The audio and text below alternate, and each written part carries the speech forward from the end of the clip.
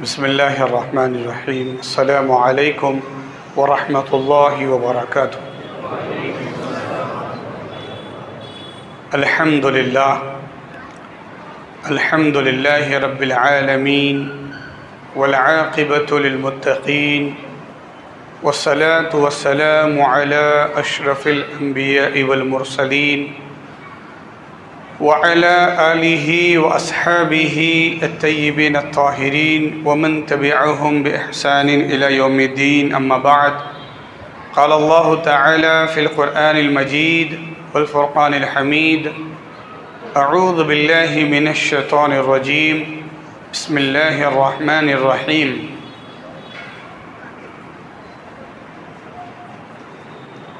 وَلَا تَقُولُوا لِمَنْ يُقْتَلُ فِي سَبِيلِ اللَّهِ أَمْوَاتٌ بَلْ أَحْيَاءٌ عِنْدَ رَبِّهِمْ بَلْ أَحْيَاءٌ وَلَكِنْ لَا تَشْعُرُونَ۔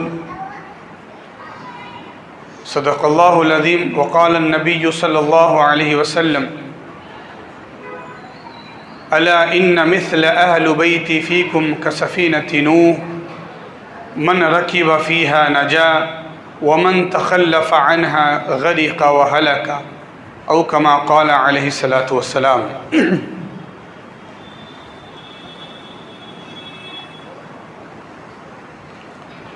فضل رب العلا اور کیا چاہیے،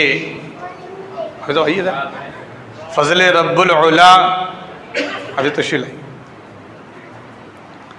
فضل رب العلا اور کیا چاہیے، مل گئے مصطفیٰ اور کیا چاہیے، فضل رب العلا اور کیا چاہیے، مل گئے مصطفیٰ اور کیا چاہیے، دامن مصطفیٰ جس کے ہاتھوں میں ہو، دامن مصطفیٰ جس کے ہاتھوں میں ہو، اس کو روز جزا اور کیا چاہیے، فضل رب العلا اور کیا چاہیے، مل گئے مصطفیٰ اور کیا چاہیے، دامن مصطفیٰ جس کے ہاتھوں میں ہو، اس کو روز جزا اور کیا چاہیے۔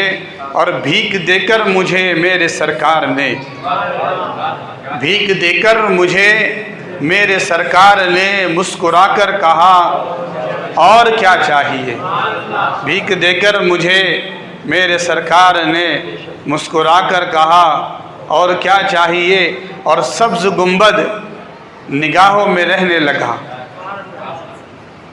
سبز گنبد نگاہوں میں رہنے لگا، حاضری کا صلہ اور کیا چاہیے، حاضری کا صلہ اور کیا چاہیے، اگر میں خاموش رہوں تو ہی سب کچھ، جو کچھ کہا تیرا حسن ہو گیا محدود، جانے والے کربلا کے کربلا لے چل مجھے، جانے والے کربلا کے کربلا لے چل مجھے، روضہ شبیر پر دوں گا دعا لے چل مجھے، روضہ شبیر پر دوں گا دعا لے چل مجھے، غوث اعظم بمن بے سر و سامہ مدد، قبلہ جا مدد، کعبہ ایمہ مدد۔ انتہائی محبت کے ساتھ بارگاہ رسالت والے رسالت میں حدیث درود پڑھ لیجئے۔ اللہم صلی علی سیدنا و نبینا و مولانا محمد بارک وسلم، صلاۃ و سلام علیک یا سیدی یا حبیبی یا رسول اللہ صلی اللہ تعالی علیہ وسلم۔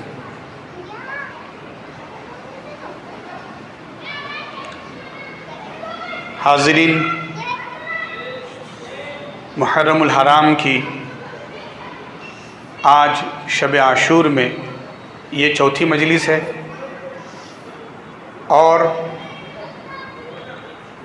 بہت سارے مدح خان اہل بیت یہ کوشاں ہے کہ ہمیں منقبت پڑھنے کا موقع دیا جائے، نعت پڑھنے کا موقع دیا جائے، تو بہت سارے لوگ ہیں، پڑھنے والے ہیں، قطار میں ہیں، انشاءاللہ وقتاً فوقتاً ان کو موقع دیں گے ہم۔ کل ظہر کے بعد بھی ہماری مسجد میں درود خوانی، حلقہ ذکر اور دعائے عاشورہ پڑھی جائیں گی، اور کل کی جو ہماری مجلس ہوں گی، جو کل کا پروگرام ہوگا، وہ مغرب سے عشاء ہوگا، ابھی ذہن میں رکھیے، کہ کل کا جو ہمارا پروگرام ہے روشن مسجد کا، اس میں ٹرسٹیان کا ہمارا اور کچھ مخصوص اہل فکر اور اہل غور حضرات نے یہ مغرب سے عشاء اور کل کا پروگرام اس لیے رکھا ہے کیونکہ کل بہت سارے نیک کام چھوڑ کر خرافات میں لگ جاتے ہیں لوگ. تو الحمدللہ کل بھی مجلس ہوں گی، تو کل ظہر کے بعد بھی آپ ادھر ادھر نہیں جائیں گے، مسجد ہی میں آئیں گے، اور کل مغرب کے بعد بھی مسجد ہی میں رہیں گے عشاء تک. تو آپ نیک کام میں لگے رہیں گے.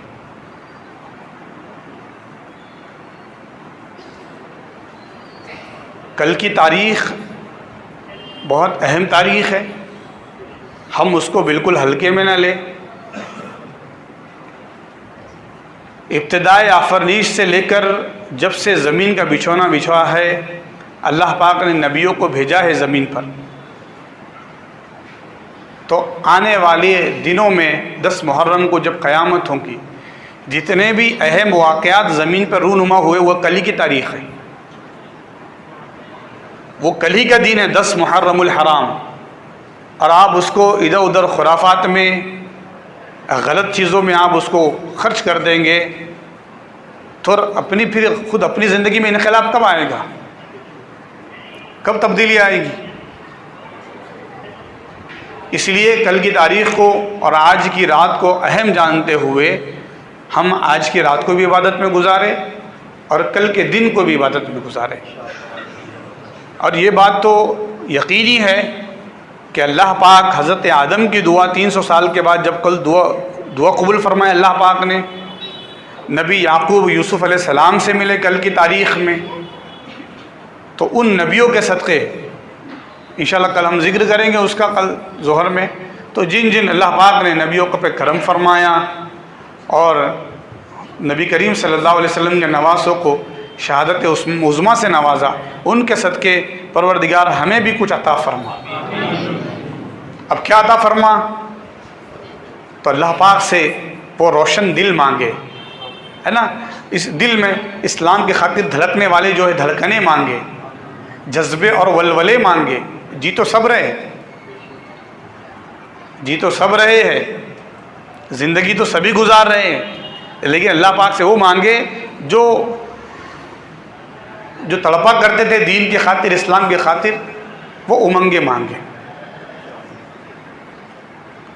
اور ہم نے تو کوئی محنت نہیں کرنی ہے،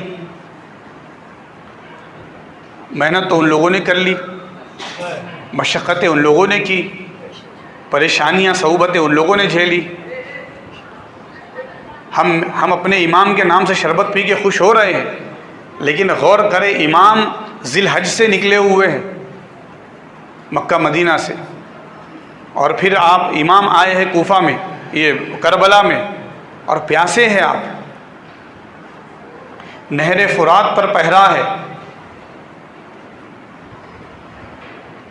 بچے بلگ رہے ہیں خیموں میں، علی اصغر کا حلق سوکھا ہے، بی بی سکینہ پیاسی ہے. کون ہے یہ پیاسے لوگ جو کل قیامت میں جام کوثر پلانے والے؟ سمجھ رہے ہیں آپ؟ کون ہے پیاسے لوگ جن کی طرف نگاہ کر دیں گے امام حسین، اللہ پاک فرمائیں گا انہیں جنت میں بھیج دیے جائیں. یہ وہ ذات ہیں، ان کی تکلیفیں کیا ہیں، کیسی مشقتیں اٹھائی انہوں نے، اور ہم آرام سے بیٹھے ہوئے ان کا ذکر کر لیے اور سمجھ لیا ہم نے کہ میں نے شربت بنا لیا، میں نے کھچڑا بنا لیا، میں نے فاتحہ دے دی اور ہو گئے حسینی ہو گئے. تو اللہ کے واسطے ہم سمجھے.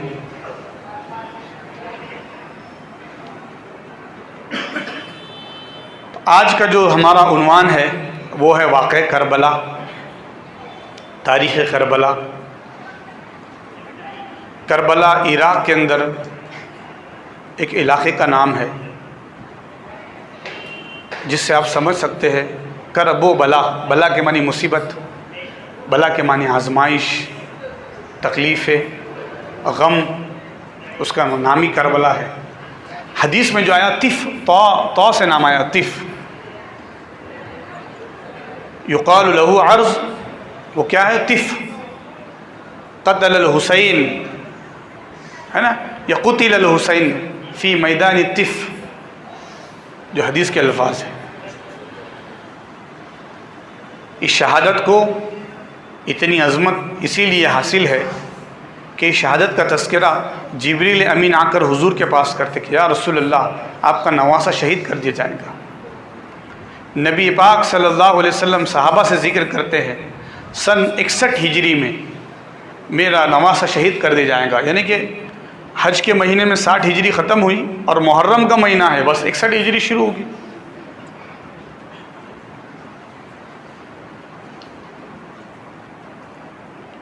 آپ ذرا غور کریں، میں آپ کو ایک فکر دے رہا ہوں، آپ سمجھ سکتے ہیں۔ ہو سکتا ہے کل کے عنوان سے میں ٹکرا جاؤں۔ حضور کو پردہ ہو کر صرف 50 سال ہوئے۔ کتنے سال ہوئے؟ 50 ایئرس۔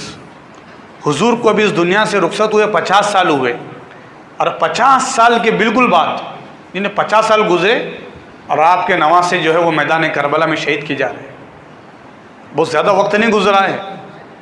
تاریخ کتنے جلدی بدلتی ہے، لوگ کتنے جلدی بدلتے ہیں۔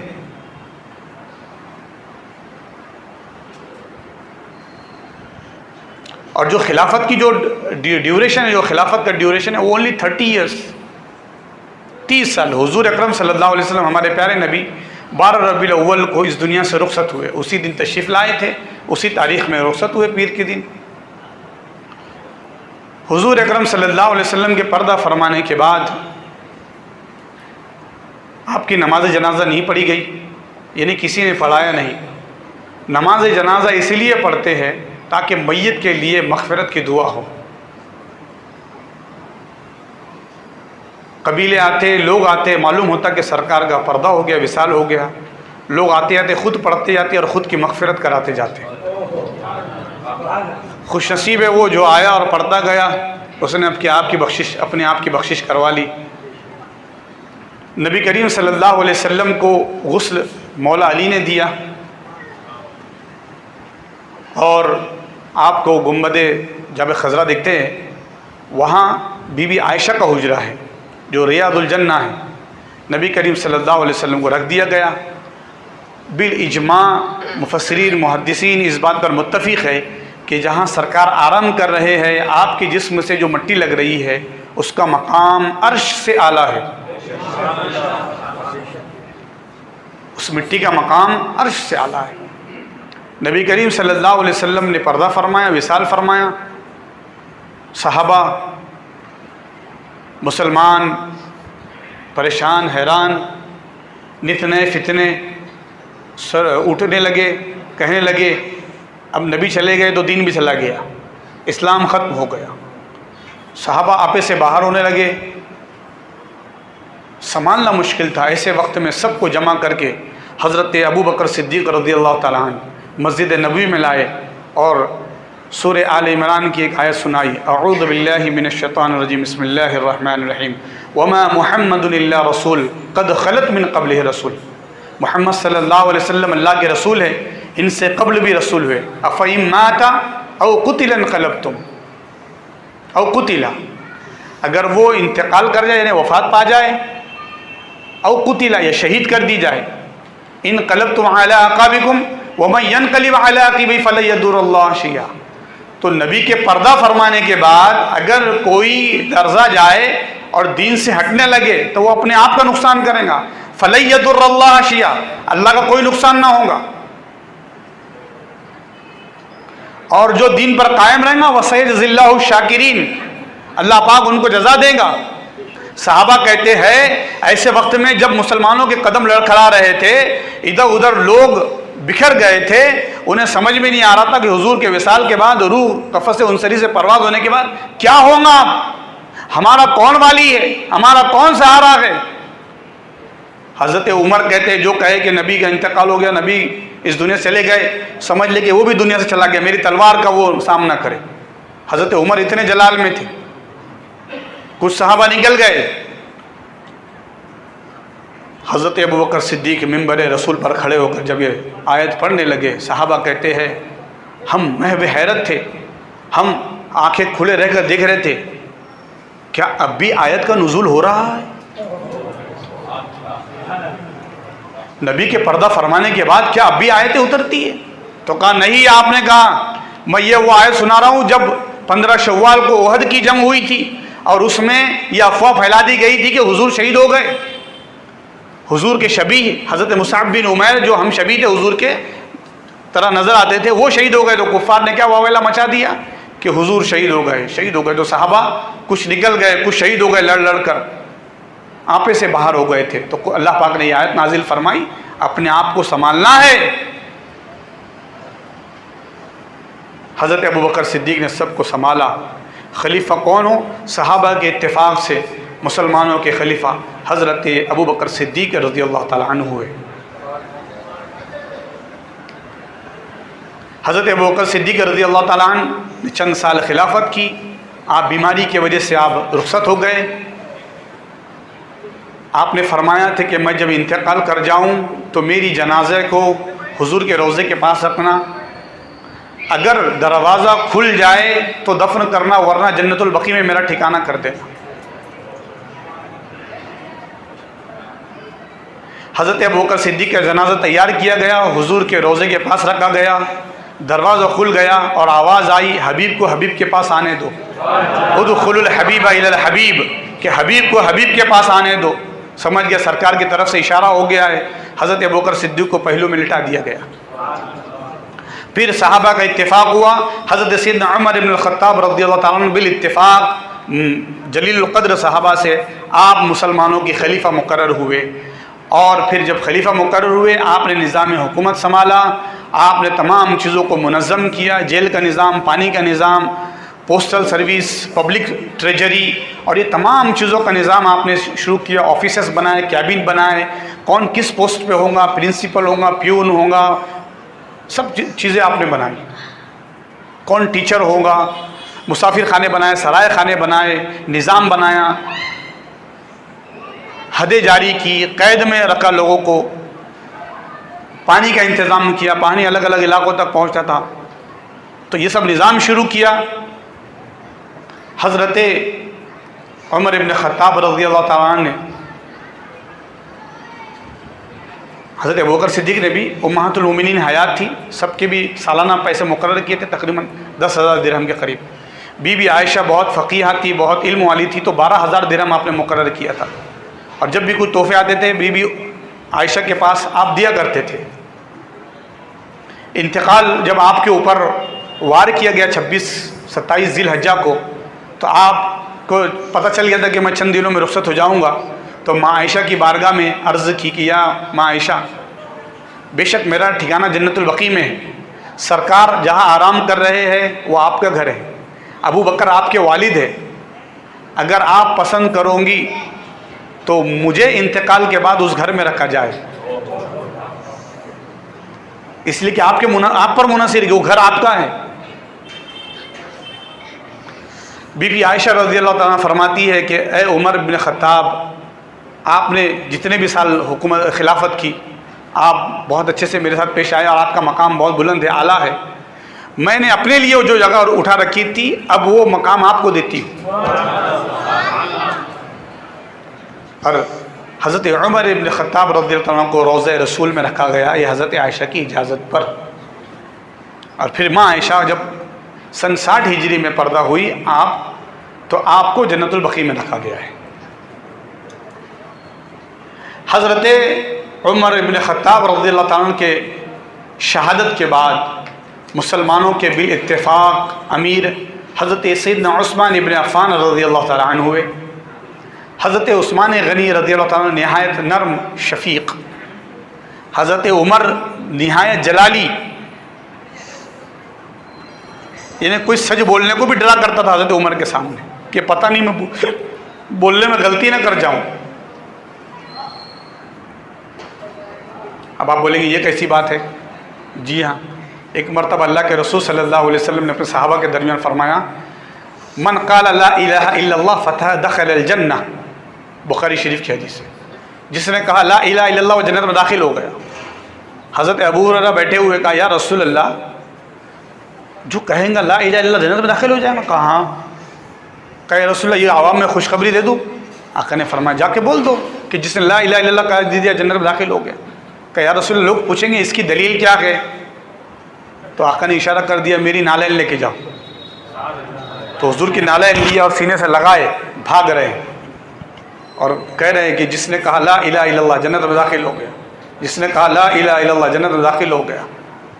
دوڑتے دوڑتے جا رہے، ایک نہر یا وہ تھی نالی تھی، اس کو چھلانگ لگائے تو سامنے حضرت عمر، اب یہ بولتے جا رہے تھے، اب بول نہیں رہے۔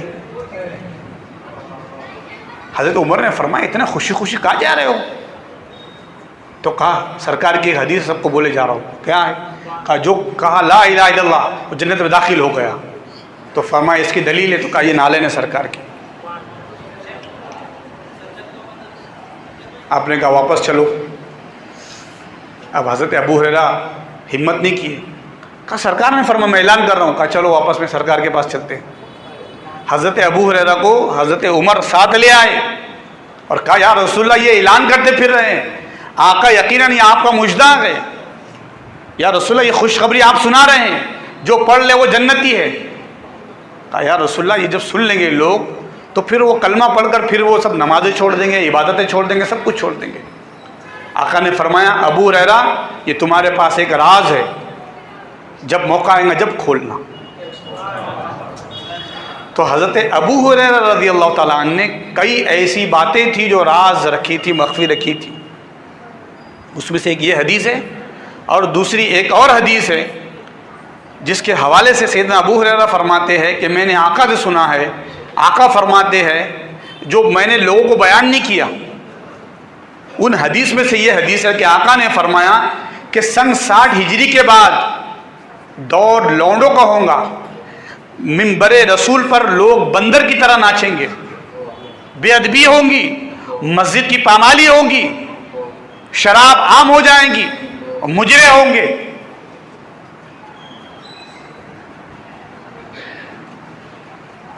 حضرت ابو ہریرہ فرماتے ہیں میں بھی اس سن 60 ہجری سے اللہ کی پناہ مانگتا ہوں۔ اور حضرت ابو ہریرہ چونکہ حضرت عائشہ رضی اللہ عنہ اکثر حدیث سنایا کرتے تھے، اور ماں عائشہ کے پردہ فرمانے کے بعد آپ کی نماز جنازہ حضرت ابو ہریرہ نے پڑھائی، تو حضرت ابو ہریرہ نے یہ حدیث ماں عائشہ کو بتائی تھی۔ تو حضرت عائشہ ہمیشہ دعا کرتی تھی کہ اے اللہ سن 60 ہجری کے بعد نہ دیکھیں ہم زمانہ جس سے صحابہ نے پناہ مانگی ہے، اے اللہ وہ دور نہ دکھا۔ تو 61 ہجری شروع ہونے سے پہلے ہی سن 60 ہجری میں ہی حضرت عائشہ کا بھی پردہ ہو گیا۔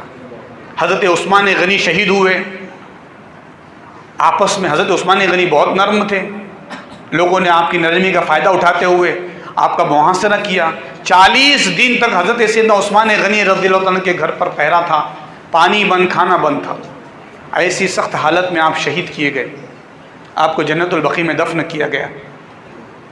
مدینے کے حالات بہت خراب ہو گئے، اتنے خراب ہو گئے کہ مسلمان آمنے سامنے ہو گئے، بلوائی لوگ تھے، منافقین ساتھ میں بہت سارے تھے، کلمہ پڑھنے والے نظر آتے تھے۔ حضرت علی رضی اللہ عنہ موجود ہے، صحابہ موجود ہے، حضرت عبداللہ ابن عمر موجود ہے، امام حسن موجود ہے، امام حسین موجود ہے۔ کیا کریں؟ مسلمانوں کا خلیفہ کون ہو؟ کون ہے قاتل حضرت عثمان کا قاتل؟ معلوم کیجیے۔ حضرت علی رضی اللہ تعالیٰ نے اور صحابہ کرام نے نظام، اس وقت خلیفہ نہیں تھا، آرڈر نہیں تھا، بار بار حضرت علی کے پاس صحابہ آتے کہ جل القدر یا رسول یا علی ابن طالب، اے مولا علی آپ خلیفہ ہو جائے۔ آپ فرمائیں، آپ نے سکوت اختیار کیا، کئی دن کے بعد آپ نے خلافت قبول فرمائی، لیکن آپ نے کہا کہ میں خلافت یہاں سے نہیں کروں گا، یہاں حالات بہت خراب ہے، اس لیے ہم خلافت کوفہ سے کریں گے۔ تو اب تک سعودی عرب سے خلافت ہوا کرتی تھی مسلمانوں کی، لیکن خلافت کا نظام حضرت علی نے عراق لے کر گئے۔ کہاں لے کے گئے آپ نے؟ عراق میں بھی کہاں لے گئے آپ؟ کوفہ۔ اب کوفہ کیوں لے گئے آپ نے؟ اس لیے لے گئے کہ کوفہ علم کا مرکز تھا، کئی صحابہ وہاں پہلے جا چکے تھے، وہاں سے بصرہ بھی قریب ہے، ہے نا, وہاں سے بغداد قریب ہے. یہ سب بڑے بڑے علم کے مرکز تھے, اور کئی جلیل القدر صحابہ کوفہ میں رہتے تھے. اس لیے مولا علی نے پسند کیا, اور آپ کوفہ میں رہے, کوفہ سے آپ نے خلافت کی. اور پھر آپ نے خلافت کی تو الگ الگ علاقوں میں گورنر رکھ دیے. اس وقت میں گورنر جو دمشق میں تھے, جسے آج ہم اردو میں شام کہتے ہیں, حدیث میں بھی شام الفاظ آیا ہے, اور انگلش میں اسے کہتے ہیں سیریا. وہاں کے گورنر کاتب وہی حضرت امیر معاویہ رضی اللہ تعالیٰ عنہ تھے. ان کا خاندانی تعلق تھا حضرت عثمان غنی سے. وہ بار بار حضرت علی کو کہہ رہے تھے کہ آپ خلیفہ ہو گئے ہیں, قاتل عثمان کو پکڑو. آپ نے فرمایا کہ پکڑ رہے ہیں ہم لوگ, معلوم کر رہے ہیں کون ہے. تو کہا بہت تاخیر ہو رہی ہے, آپ کی پالیسیز میں کچھ فرق تو نہیں ہو رہا ہے. تو آپس میں خط و خطابت ہو رہی تھی, ناراضگی تھی. اس کے بعد حالات ایسے ہوئے, حضرت علی کے حوالے سے لوگ دشمن ہو گئے, اور حضرت علی کے غلام کو خرید لیا گیا, ابن ملجم ہے نا.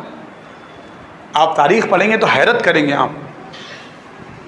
حضرت علی رضی اللہ تعالیٰ عنہ کی گفتگو اور باتیں سن کر جب آپ کو کچھ آپ کے غلام تحفے دے رہے تھے, تو ابن ملجم نے بھی تحفہ دینا چاہا آپ کو. تو آپ نے فرمایا میں تم سے تحفہ نہ لوں گا.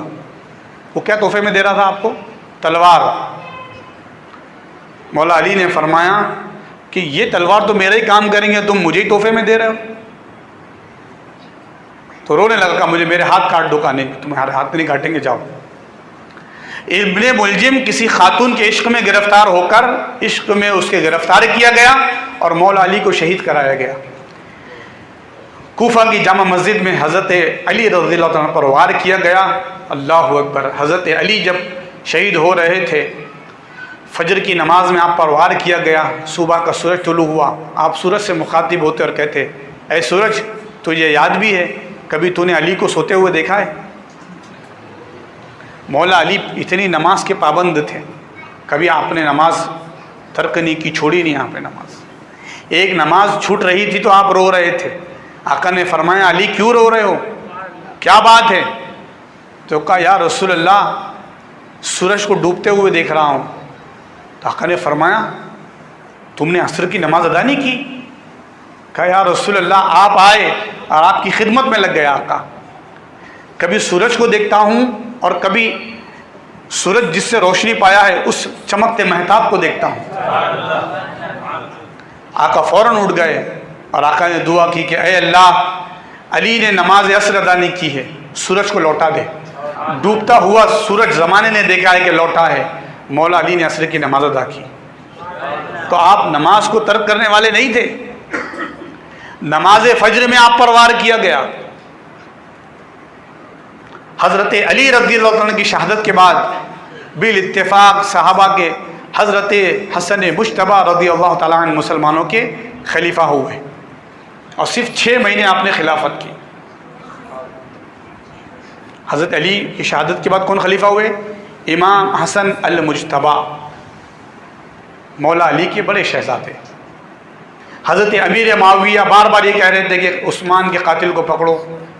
آپس میں پھر نا اتفاقی, صحابہ بھی آپس میں ایک دوسرے کے سامنے ہو گئے. آپ کے والد کا بھی شہادت ہو گئی, اس قاتل کو بھی مارنا ہے, یہ وہ سب تمام چیزیں سامنے تھی. اس طریقے سے معاملہ یہ ہو گیا. امام حسن مجتبی نے جب مسلمانوں کو آمنے سامنے ہوتے ہوئے دیکھا, تو امام حسن نے حضرت امیر معاویہ سے ملاقات کر کے, صحابہ سے ملاقات کر کے یہ فیصلہ کیا کہ مسلمانوں کے امیر معاویہ ہی ہوں گے. حضرت امام حسن کے اور مولا علی کے چاہنے والے لوگ ناراض ہوئے کہ آپ نے یہ فیصلہ کیوں کیا, لیکن امام حسن المجتبی کے اس فیصلے سے بہت بڑی جنگ ٹل گئی. اس جنگ میں کئی صحابہ شہید ہو سکتے تھے, کئی مسلمان شہید ہو سکتے تھے. امام حسن مجتبی نے فرمایا میں تمہاری بات سنوں یا رسول اللہ کی بات سنوں؟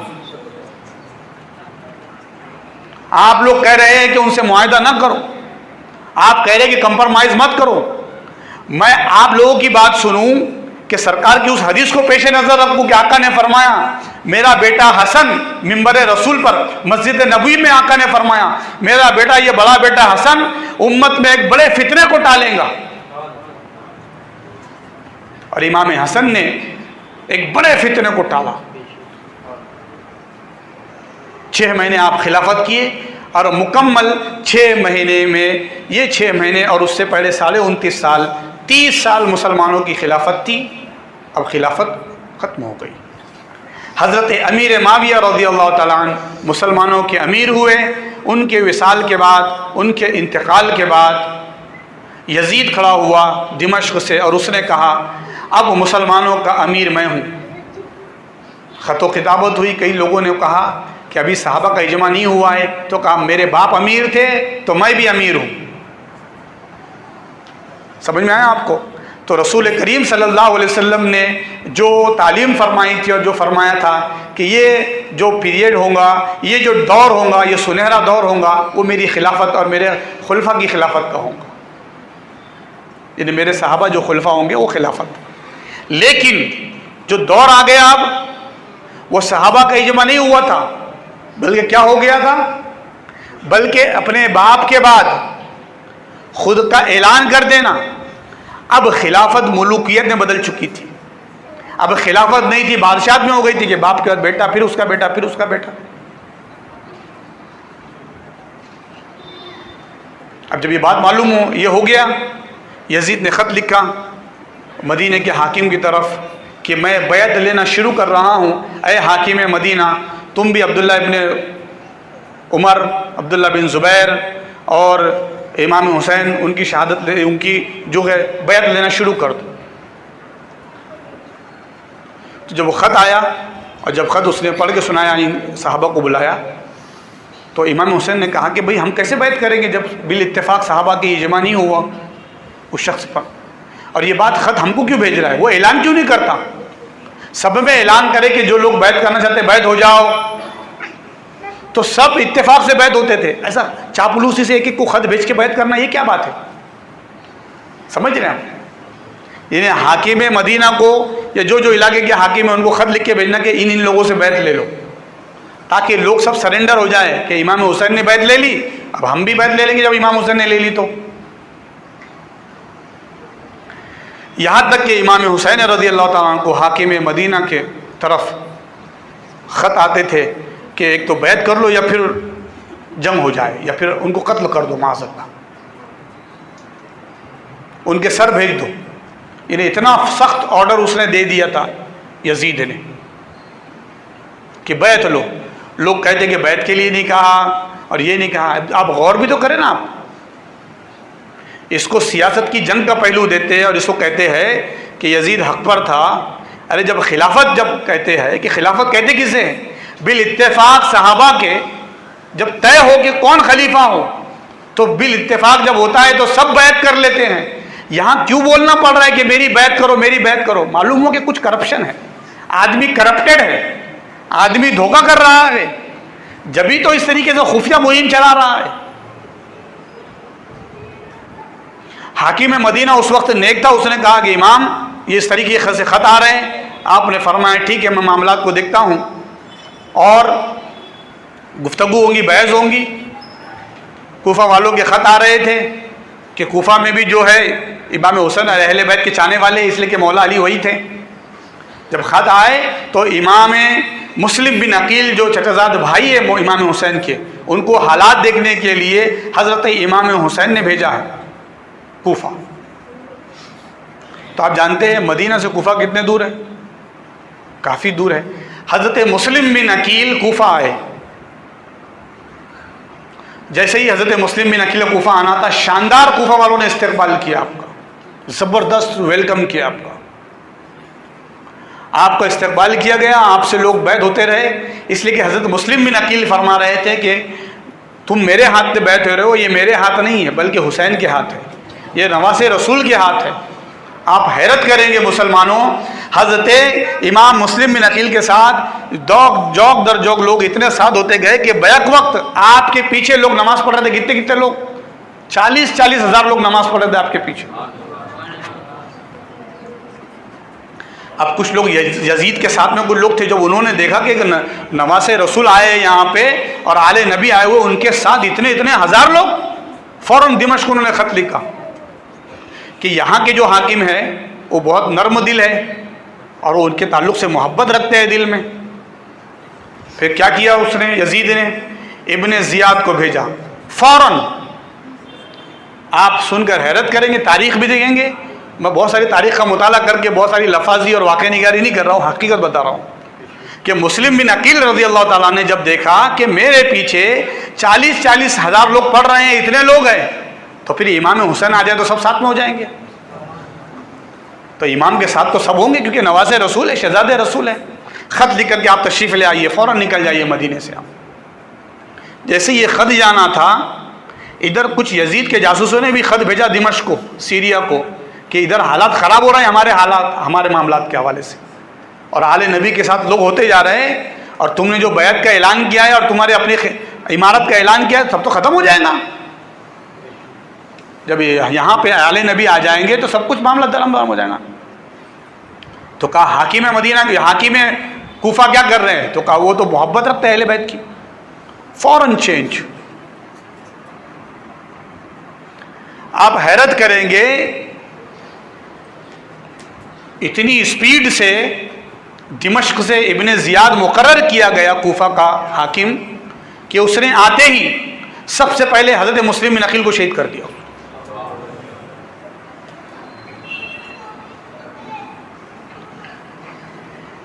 رسول اللہ کے نواسے مسلم بن عقیل جو آل نبی اولاد علی ہے، حضرت مسلم بن عقیل کو شہید کر کے چوراہے پر کوفہ کی آپ کی لاش ٹنگا دی، اور کہا جو بھی ان کے ساتھ ہوں گا، اور ان کے بچے بھی کہیں چھپے ہوئے، ان بچوں کو جو چھپائیں گا، ابراہیم اور محمد جو ہے جہاں چھپے ہوئے ہیں، ان کا بھی حال یہی ہوگا جو مسلم بن عقیل کا ہوا ہے. اب کس کی ہمت ہوتی صاحب؟ لیکن مجھے بتاؤ، جب حضرت مسلم بن عقیل کے پیچھے 40,000 جب لوگ ہیں تو اتنے لوگ گئے کہاں؟ ابن زیاد نے کیا کیا پتہ ہے آپ کو؟ جیسے وہ آیا کوفہ میں، اپنے سیکریٹریٹ میں اس کو بلایا، ان کو بلایا حضرت مسلم بن عقیل کو، اور دھوکے سے شہید کروا دیا فوراً آپ کو، اور شہید کرا کے لاش ٹنگا دیا آپ کی کہ جو بھی ہوگا اس طریقے سے آل ہاشم کے ساتھ جو ہوگا وہ اس کا حال یہی ہوگا. تو ڈر بھی جائے لیکن اتنا بھی ڈرے. اور حضرت مسلم بن عقیل جب شہید ہو گئے تو پھر قاضی شریع اور کئی لوگ ایسے تھے وہاں پہ اہل بیت سے محبت رکھتے تھے لیکن ڈرے ہوئے تھے. حضرت ابراہیم اور حضرت محمد کو انہوں نے چھپایا ہوا تھا، اور کہا تھا کہ جن کے پاس بھی وہ بچے مل جائیں گے ان کو بھی شہید کر دی جائیں گا، ان کو بھی ختم کر دی جائیں گا. تو آج ہم جو دیکھتے ہیں کہ وہاں کے لوگ جو ماتم کر رہے، کچھ لوگ بولتے ہیں ہم اس وقت ہوتے تو ہم مدد کرتے ہیں. ارے بھئی کیا مدد کرتے جب ساتھ ہوتے؟ اسی لیے تو کوئی نا کوفی لا اعتبار، کوفی لا یوفی. میرے امام کو معلوم تھا کہ یہاں کے لوگ بد عہد ہے، وعدہ خلاف کرتے ہیں، یہی کہ لوگوں نے مل کر میرے بابا کو شہید کیا. یہ امام حسین جانتے تھے، اس لیے حضرت مسلم بن عقیل کو بھیجا. اور راستے میں معلوم بھی ہو گیا امام حسین کو کہ حضرت مسلم بن عقیل شہید کر دیے گئے. آپ نے سب کو جمع کیے 82 لوگوں کو اور کہا آپ چاہو تو واپس جا سکتے ہو، لیکن جب میں نکل چکا ہوں میرے لیے فرمان ہے رسول اللہ کا، میں رسول اللہ سے الوداعی جو ہے وہ ملاقات کر چکا ہوں، حضور کے مزار سے لپٹ کے رو چکا ہوں، اب میں نے ارادہ کر لیا جو بھی ہو جائے. تو سب نے کہا کہ ہم مر جانا پسند کریں گے، آپ کو چھوڑنا پسند نہیں کریں گے. امام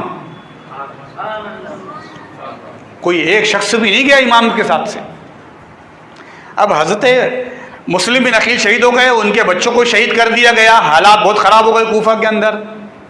لیکن امام حسین کوفہ میں آئیں گے تو پھر حالات بدل سکتے ہیں. ان کے چہرے کو زیارت کر کے بہت سارے لوگوں کا جو ہے پتہ نہیں کیا جذبہ جاگ اٹھے. اس لیے ابن زیاد نے فوراً کیا کیا، لشکر جاؤ کوفہ سے پہلے ہی کربلا میں جو ہے وہ وہاں پڑاؤ ڈال دو اور وہاں روک لو ان سب کو. تو آپ جانتے ہیں کوفہ سے پہلے ہی دریائے فرات کے قریب پڑاؤ ڈال دیا گیا اور امام حسین کو اور آپ کے گھر کی شہزادیوں کو سب کو وہی روک دیا گیا. اور پھر آپ جانتے ہیں میرے امام جب وہاں پہنچے ہیں، کئی دن کے بھوکے پیاسے ہیں، سفر میں ہیں، اور پھر جب بات ہوتی ہے کہ آپ کہتے ہیں کہ میں بات کرنے کے لیے آیا ہوں، میں بات کرنا چاہتا ہوں، تو آپ کو بات کرنے کا موقع نہیں دیا گیا. جنگ ہوں گی، صرف جنگ ہوں گی. تو آپ جانتے ہیں علاقے عرب کا ایک طریقہ ہے کہ پہلے جو ہے باطل کی طرف سے ایک شخص آتا ہے، ایک گروہ کی طرف سے، دوسرے گروہ سے ایک طرف سے ایک شخص آتا ہے۔ حضرت علی اکبر آئے، ادھر سے ایک شخص آیا، اس کا صفایا کر دیا، سب لوگ آئے، اللہ اکبر۔ آپ پڑھیے، حضرت علی اکبر کی تلوار چلتی تھی، صفیں بچ جاتی تھی، ہے نا، بغیر سر کے تن دکھتے تھے، بس لائن سے دکھتے تھے حضرت علی اکبر کی جو تلوار چلتی تھی۔ لیکن انہوں نے دیکھا کہ علی اکبر یہ معمولی نہیں ہے، یہ علی اکبر ہے، یہ امام حسین کے بیٹے ہیں، ان کے رگوں میں مولا علی کا خون دوڑ رہا ہے۔ ایک ساتھ انہوں نے تیر کا حملہ کیا اور آپ کو شہید کیا۔ اس طریقے سے ایک ایک ایک ایک کر کے جو ہے شہزادہ رسول کو انہوں نے شہید کیا۔ تو حاضرین غور کرے، یہ انتہائی ظالم اور سفاک لوگ تھے۔ مولا حضرت امام حسین رضی اللہ تعالیٰ کا خطبہ سن کر یزیدیوں میں سے لوگ آ گئے، حضرت حور، حضرت مصعب بن یزید، حضرت حر بن یزید، وہ چھوڑ کر آ گئے، اس لیے کہ وہ جانتے تھے کہ ہم نمازوں میں جن کا کلمہ درود پڑھ رہے ہیں اور ہمارا درود جن کے ذکر کے بغیر مکمل نہیں ہو سکتا ہے، یہ وہ شخصیتیں، تو ان کے خلاف میں آ کر کہاں جہنم میں جانا ہے۔ تو عین میدان جنگ میں حضرت حور اور حضرت مصعب نے جو ہے یزیدی لشکر کو چھوڑ کر حسینی ہو گئے تھے، اور ہمیں بتا دیا تھا قیامت تک کہ دیکھو ایسا وقت آئے گا دور میں، کوئی اگر بات کرتا ہو اور اس کے منہ سے لگے یزیدی بو آئے تو چھوڑ دینا اس کا راستہ، اس کا قافلہ، اس کا گروہ چھوڑ دینا اور حسینی ہو جانا۔ تو حاضرین ہم جانتے ہیں غرض کے خانواد رسول کا ایک شہزادہ شہید ہو گیا، امام حسین 56 سال 6 مہینے 5 دن آپ کی عمر مبارک تھی، آپ بھی تشریف لائے اور بس کفار اور اس طریقے سے ان منافقین اور بدبخت لعینوں کے سر کاٹتے رہے، آپ کی تلوار چلتے رہی، 2 دھاری تلوار تھی، 2 دم تلوار تھی، وہ دمی نہ لیتی تھی، بس حتیٰ کہ ظہر جمعہ کا دن تھا، ظہر کا وقت ہو گیا، میرے امام نے فرمایا آ گیا عین لڑائی پہ اگر وقت نماز، قبلہ رو ہو کے زمیں بوس ہوئی قوم حجاز۔ امام علی مقام نماز کے لیے جھک گئے، انہوں نے موقع پا لیا کہ ہاں حسین کو ہم اسی وقت میں جو ہے وہ شہید کر سکتے ہیں۔ شمر اور خولی بول کر یہ 2 بدبخت لعین ہیں جو مردود ہیں، جنہوں نے امام علی مقام پر وار کیا اور حالت سجدے میں آپ نے شہادت پائی۔ حاضرین ہم غور کریں، میرے امام نے عین نماز کے وقت بھی، یعنی عین جنگ میں بھی نماز نہ چھوڑی آپ نے، اور قبلہ رو ہو کے زمیں بوس ہو گئے۔ اور وہ ایک سجدہ جسے تو گرا سمجھتا ہے 1000 سجدوں سے دیتا ہے آدمی کو نجات، وہ میرے امام نے سجدہ کیا کہ سجدہ بھی جن کے اوپر فخر کرے۔ وہ سجدہ آپ نے کیا کہ یقیناً مولا علی فرمایا کرتے تھے کہ میں سجدے سے اس وقت تک سر نہیں اٹھاتا جب تک اللہ کا دیدار نہ کروں، اور آپ کے شہزادے نے ایسا سجدہ کیا کہ اللہ کا دیدار کیا اور اسی دیدار میں رہ گئے۔ اس لیے کہ شہید اسے کہتے ہیں جو گواہ ہوتا ہے، وہ کس چیز کا گواہ ہوتا ہے؟ وہ اللہ کے دیدار کا گواہ ہوتا ہے۔ بروز قیامت اللہ پاک جب کسی جنتی سے فرمائے گا کیا تمنا ہے تمہاری، مانگو میں تمہاری تمنا پوری کروں گا، تو وہ شخص کہے گا اے اللہ مجھے دنیا میں بھیج، میں پھر تیری راہ میں شہید ہو جاؤں گا۔ تو وہ شہید نہیں ہوگا، وہ جنتی ہوگا۔ اس سے کہا جائے گا بھائی آپ کو کیسے معلوم اور یہ مقام کیسے پتا؟ اس نے کہا میں نے شہید کی ایسی عظمت دیکھی ہے کہ اللہ مجھے 10 بار دنیا میں بھیجے، میں 10 بار اس کے نام پہ شہید ہو جاؤں۔ تو شہادت ہے مطلوب مقصود مومن، نہ مال غنیمت نہ کشور کشائی۔ شہادت یہ عظیم جذبہ ہے۔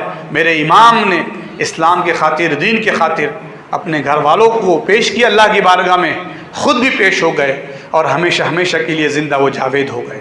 شہادت یہ عظیم مقصد ہے، شہادت یہ عظیم رتبہ ہے جو آپ نے پایا، اور ہمیشہ ہمیشہ کے لیے لوگوں کو ایک عظیم درس دیا آپ نے کہ اسلام زندہ ہوتا ہے ہر کربلا کے بعد۔ اللہ پاک سے دعا ہے کہ مولا کریم ہمارے اس محفل کو قبول فرمائیں اور ہمیں بھی جذبہ شہادت نصیب فرمائیں۔ انشاءاللہ کل کا جو ہمارا عنوان ہے شہادت حسین، اور اس میں پیغام مسلمانوں کے لیے کیا ہے، انشاءاللہ کل ہم اس عنوان کے تحت مغرب کے بعد آپ کے درمیان گفتگو کریں گے۔ ضرور بضرور تشریف لائیں، مغرب سے عشاء پروگرام ہوگا۔ والسلام علیکم ورحمۃ اللہ وبرکاتہ۔ کھڑے ہو جائے صلی اللہ علیہ وسلم کی دکھ برے نالوں کا صدقہ، ناز کے پالوں کا صدقہ، کربلا والوں کا صدقہ، بھیک دو لالوں کا صدقہ، یا نبی سلام یا رسول سلام علیکہ، یا حبیب سلام علیکہ۔